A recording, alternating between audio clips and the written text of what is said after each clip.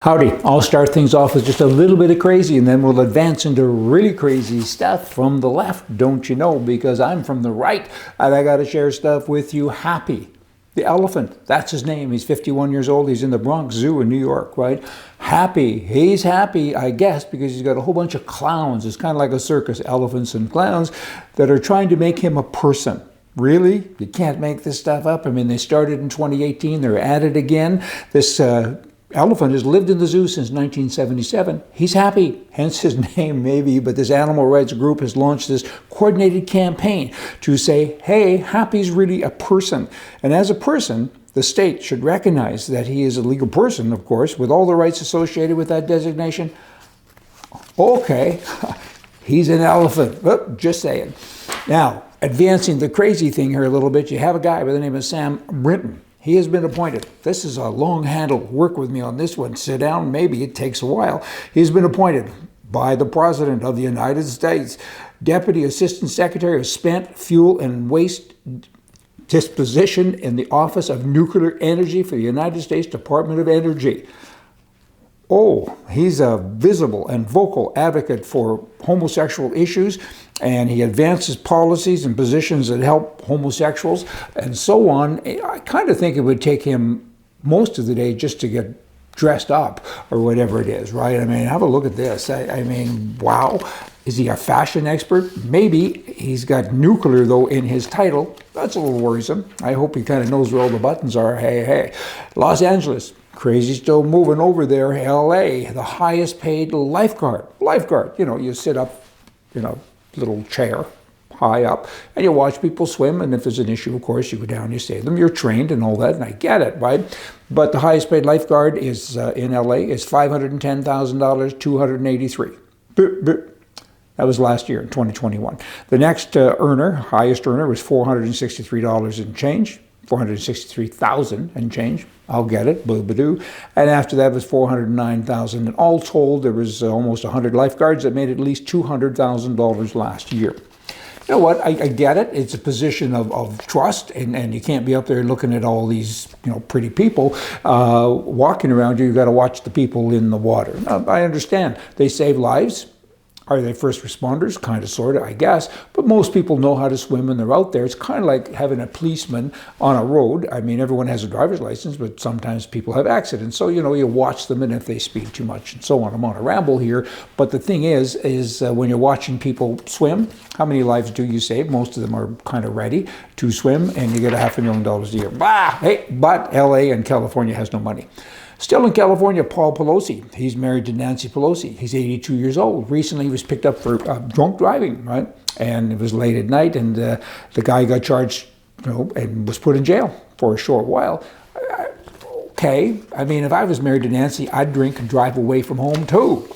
Wouldn't you? Hey. Okay, here. There's something. I write letters occasionally because I'm getting ticked at so many things.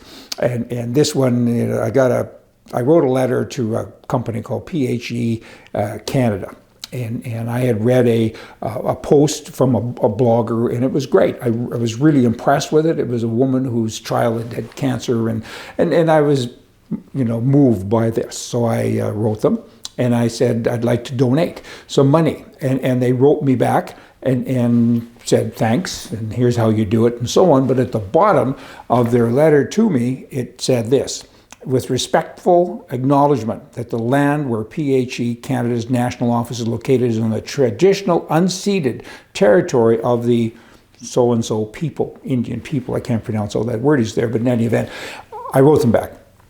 And I said, unceded? Unceded means stolen. I looked it up. So you're telling me in that paragraph that you're on stolen land and that you must be a thief or a squatter, and if I give you money, what's it for? You're going to give it to children and help them, or you're going to give it to lawyers to help yourself, but because you have to obviously be in court someday because you're in somebody else's property, you know. So if it's not your land and you've just said it isn't, get off it.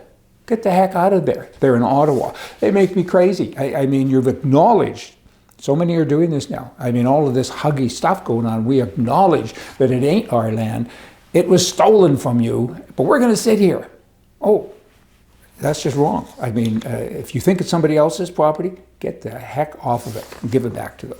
Or shut up, one or the other. Lastly, the prime mistake in Canada. He said this the other day. He says a lot of things, of course, and none of them, hardly any of them are true, and it's all embellished and it's just stupid talk, right? But he's the master at that. And he says this: the failed conservative policies with regards to crime are such that we're overturning all that we can, and we're reducing crime. We're taking guns away from honest people, and you know that story, and that's what they're doing. And he says this about the conservatives: they claim to be tough on crime, but they're really just tough on black people and Indian people, because there's so many of them in jail. Some jails have over 70% of Indians as the population, and black people, you know, in Toronto, like there's 80 some odd shootings, I think, last year or whatever, and it's all black on black gangs and so on. And that's all of the conservatives' fault, right? And the PM's pledge is to curb these injustices, so he's reducing sentences, so we won't have as many blacks and Indians in jail. I wonder what he is missing here. What do you think?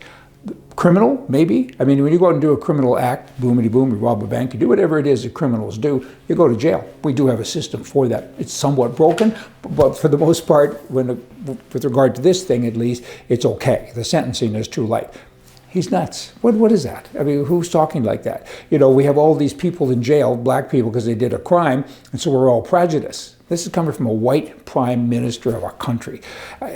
Everybody should be treated the same. Doesn't matter what color you are. Color is totally irrelevant. We shouldn't even know how many black people or Indians are in jail.